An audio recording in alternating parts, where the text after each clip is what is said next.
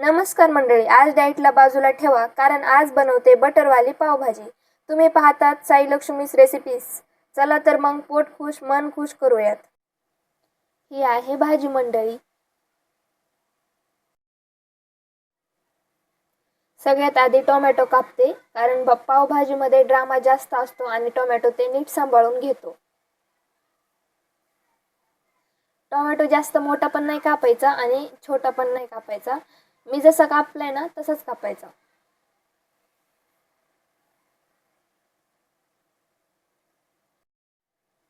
आता कांदा कापायचा। डोळ्यात पाणी आलं तर समजा भाजी आधीच इमोशनल झाली आहे। आता कांदा कापते। डोळ्यात पाणी आलं तरी हरकत नाही कारण स्वयंपाक करताना रडणं हे वीकनेस नाही तर डेडिकेशन आहे। आणि कांदा फक्त रडवतोच असं नाही, कांदा कापताना पण खूप त्रास देतो। तुम्ही इथे बघू शकतात। त्यामुळे कांदा नीट काळजीपूर्वक कापा, नाहीतर हाताला पण लागू शकते सुरी। आता तुम्ही म्हणतान की ही एवढी मोठी शिमला मिरची टाकणार आहे का? तर तसं नाही हो, मी इथे अर्धीच घेते, पण तुम्ही जास्त पण टाकू शकता। जर जास्त शिमला मिरची टाकली तर चव छान लागते, पण इथे मला आवडत नाही जास्त शिमला मिरची, म्हणून मी अर्धीच घेतली। तर शिमला मिरची छोटे छोटे तुकडे करून घ्यायचे शिमला मिरचीचे।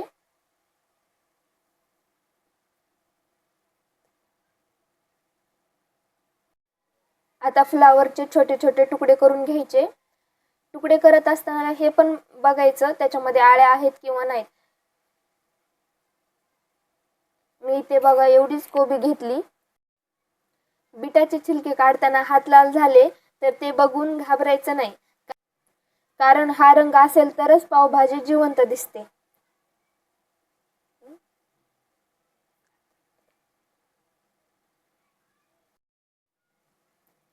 तरी ते पूर्ण बिटाचे छिलके काढून झाले तर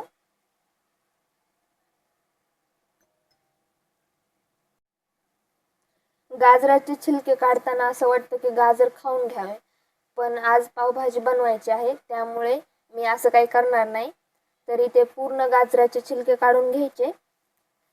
मी एकच गाजर घेतलाय पण त्याचे तुकडे केले, तर तुम्हाला वाटत असेल 2 गाजर आहेत काही की नाही। आता बटाटे पण सोलून घ्यायचे। बटाटे हे पावभाजीचे खरे हिरो आहेत, त्याच्यामुळे बटाट्याची नीट साल काढून घ्यायची।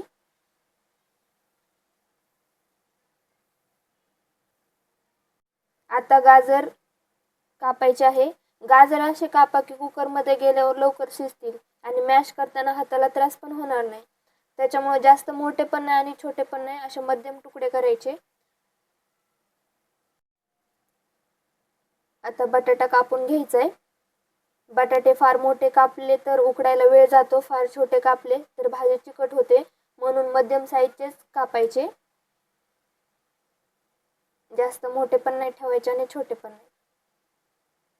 बीट कापताना जरा सावध राहा, नाही तर किचन गुलाबी होईल आणि घरचे विचारतील आज कोणता सण आहे।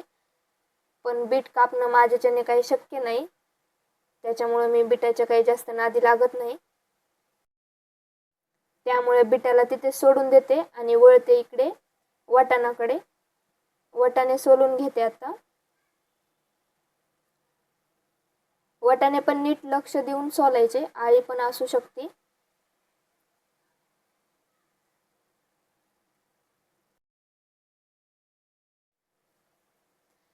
आता कुकरमध्ये बटर घालायचं 1 चमचा।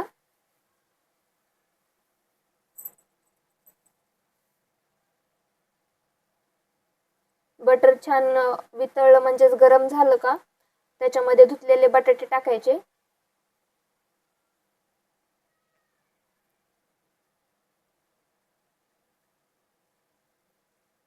परत गाजर टाकायचं।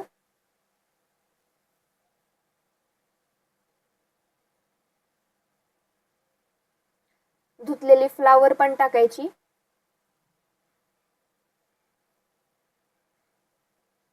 आता बीट टाकायचं।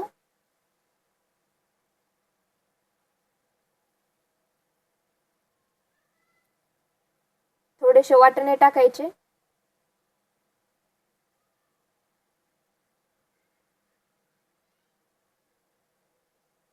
हे चांगलं मिक्स करून घ्यायचं बटर मध्ये। भाज्याला एक चांगला सुगंध येतो बटरमुळे.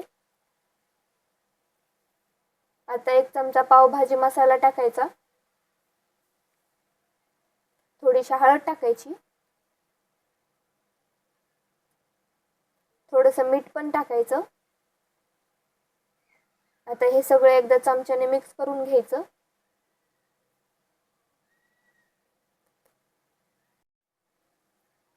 आता 1 ग्लास पाणी घालायचं. फार जास्त नाही, कारण भाजी उकडायची आहे, तर सूप बनवायचं नाही, त्याच्यामुळे 1च ग्लास टाकायचं पाणी. आता भाज्या मिक्स करून घ्यायच्या पाण्यामध्ये. आता कुकरला झाकण लावायचं आणि भाजीला थोडा वेळ शिजू द्यायचं.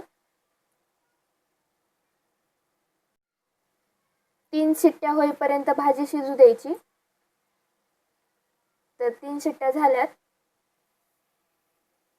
आपल्या भाज्या शिजल्यात, इथे बघू शकतात तुम्ही.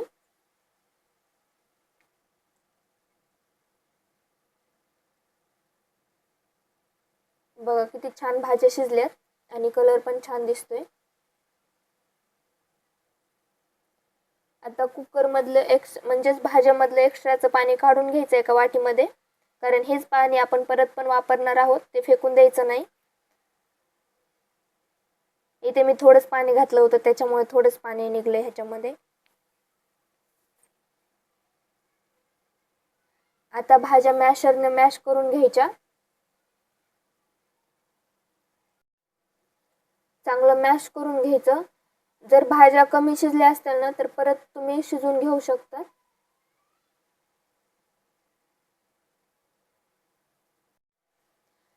आता गॅसवर कढई ठेवायची. कढई गरम होऊ द्यायची. कढई गरम झाली की थोडं तेल टाकायचं.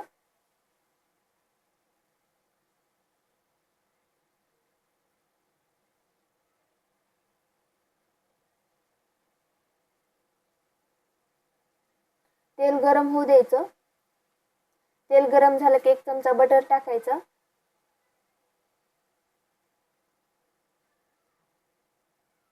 इथे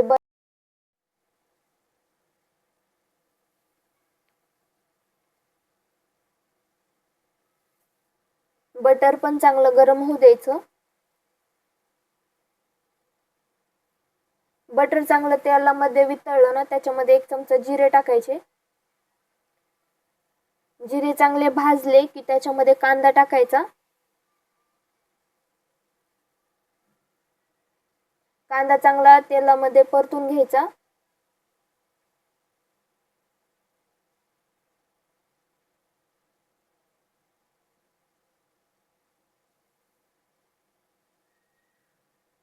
आता शिमला मिर्च टाकायची. शिमला मिर्च पण चांगली परतून घ्यायची.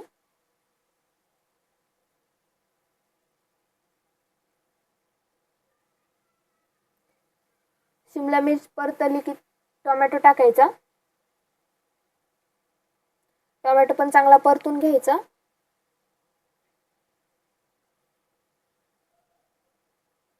आता अद्रक लसूण पेस्ट टाकायची 1 चमचा. ती पण चांगली तेलामध्ये मिक्स करून घ्यायची.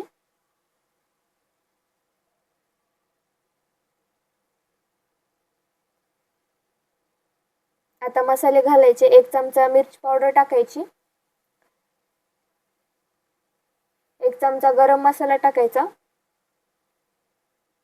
1 चमचा सब्जी मसाला टाकायचा आणि थोडीशी हळद टाकायची आणि 1 चमचा मीठ टाकायचं. चांगलं मिक्स करून घ्यायचं. मी मीठ आताच टाकले, कारण टोमॅटो पटकन शिजतो. मसाल्यामध्ये चांगलं तेल सुटलं की कोथिंबीर टाकायची थोडी.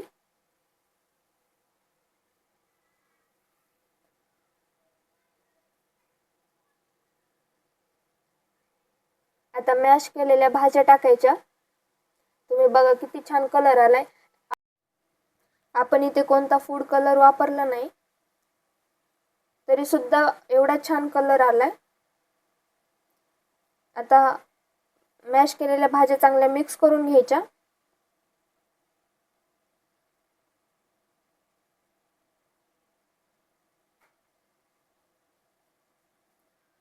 आता थोडंसं पाणी टाकायचं. तुम्हाला जसं हवे भाजी पातळ घट तशी तुम्ही पाणी टाकू शकता त्याच्यामध्ये.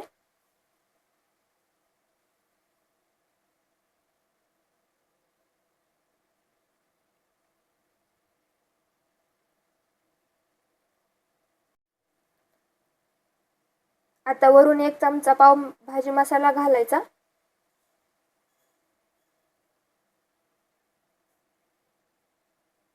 अजून थोडासा टाकलाय. आता हे चांगलं मिक्स करून घ्यायचं.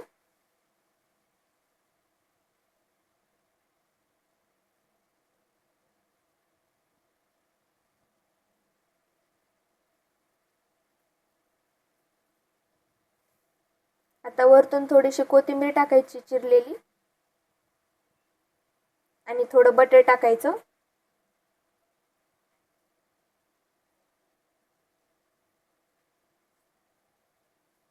आता मीडियम गॅसवर 1-2 मिनिटं भाजी शिजू द्यायची चांगली.